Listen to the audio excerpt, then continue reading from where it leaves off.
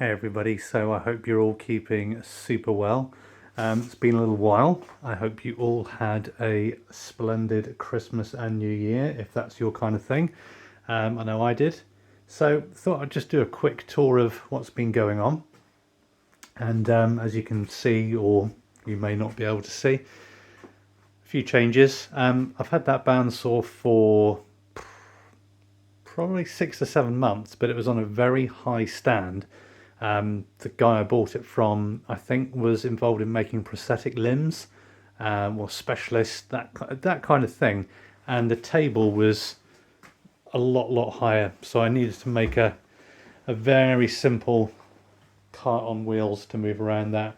There's a very simple door on there, got a bit of storage underneath. Bit of a funny affair here at the back with the overhang, but we can talk about that another time. Most importantly, it's set up, and you can see how crude this is. It's very basic stuff. Old kitchen countertops, screws, MDF. I certainly hit a point where it was like, do you know what, I just need to get a few things done. And at the end of the day, the stand that a bandsaw is on is not going to make anything that comes out of your workshop better or worse, you know. And I thought, I could spend lots of time making a delightful stand, but what's the point? It does the job, and it's plenty heavy. That kitchen countertop's 40 millimeters thick. In the base there, I've got the same things. There's a lot of weight in it, and because there's lots of storage, I've got a load of stuff in there as well. So that's really helpful.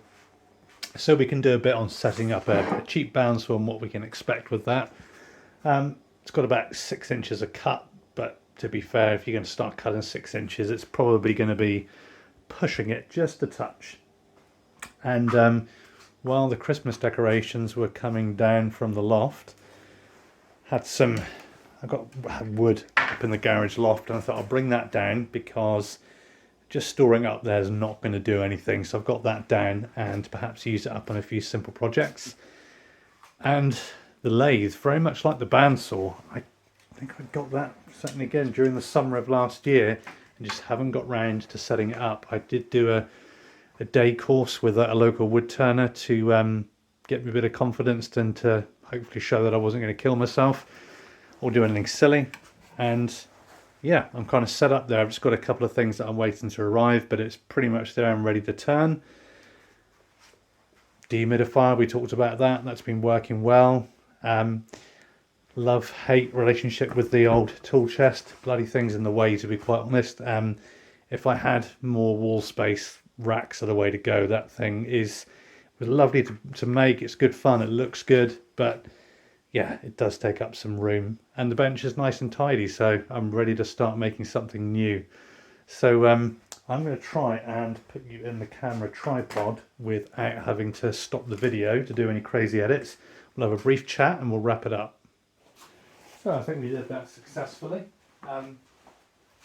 So yeah, there's a little tour of the workshop, and I think I did a YouTube short, which seems to be a thing, just to say, maybe you've got a few things that you want to be doing and you're thinking, oh, they've got to be a certain aesthetic and they've got to look a certain way and be made just like this, and if that's going to make you happy, that's great.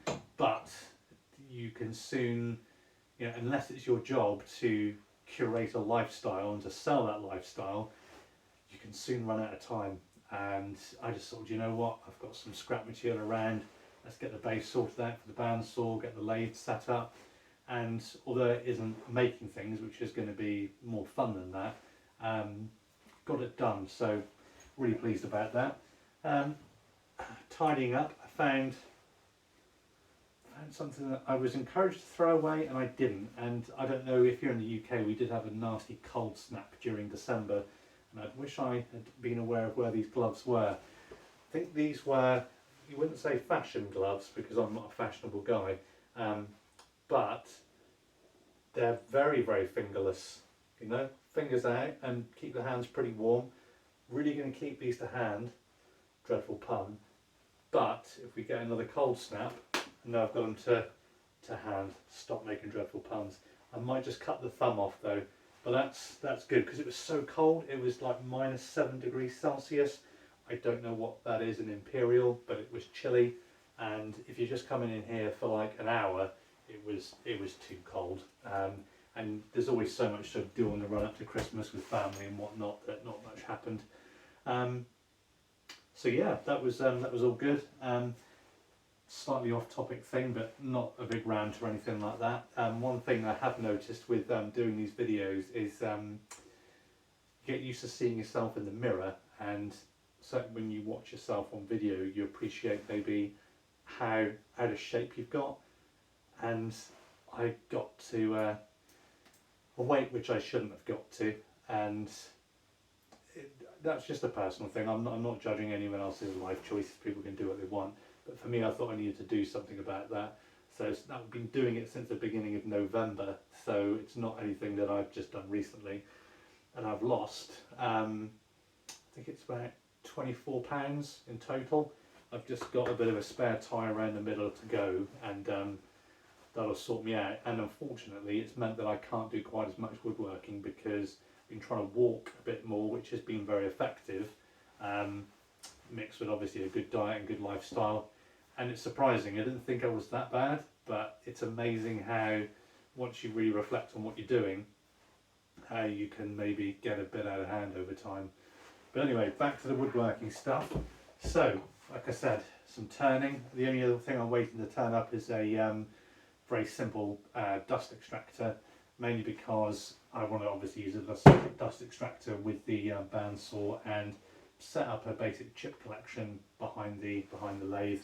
And I probably still wear a dust mask as well, because it's one of those hidden killers, might be too strong a word, but you know, particulate in the air, you've got to be sensible with it. There's no question about that. And yeah, looking forward to it. Some of the bits of wood that I've got there's some bits of cherry. I might just start the year off with just something super basic. I've got maybe a very simple box in mind, and considering I've just finished making a box, that probably sounds pretty boring, but I'd quite like to do that. And I managed to bag, I'll take them out actually so you can see.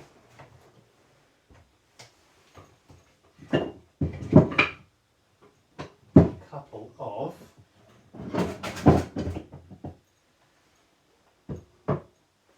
tools. Don't need them. I just bought them for my own entertainment, and I may choose to sell them on again.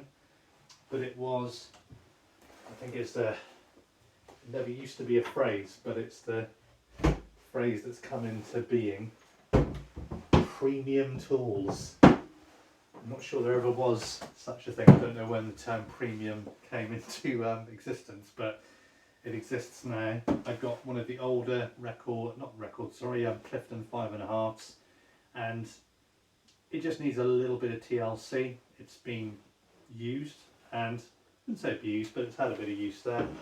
And what I want to do with that one is contrast, you know, the benefits of a, if there are any, and I'm pretty sure there aren't, benefits of a bedrock style over Bailey style.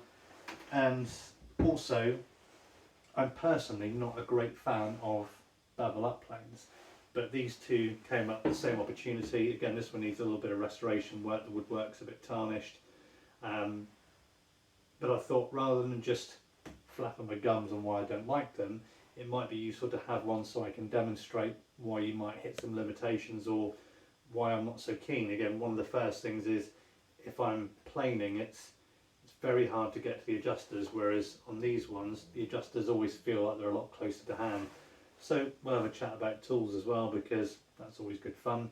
And yeah, I appreciate you stopping by to watch, and I have been putting up more blog articles. I'll leave a link in the notes down below, just because I think over Christmas I found it easier to write a few articles, and I don't know, I love the ad hoc conversation, that's good, and I like doing the project stuff, but putting something into words is good as well. It focuses the mind a bit, and I've been using it to almost rough sketch out that kind of book idea. And if I've mentioned this before and this all comes a bit compressed and you think you keep talking about that, rather than just making notes and hiding them away, I thought, well, I can do them as blog posts, and if people want to chip in with a comment, then they can, or you know, don't have to, but I can build on that. And then once I want to bring all of that together, it's almost there and I can track it through. So take a look at that if you want. And yeah, as I said, I hope you had a great Christmas and New Year, and I hope you have some time in your workshop.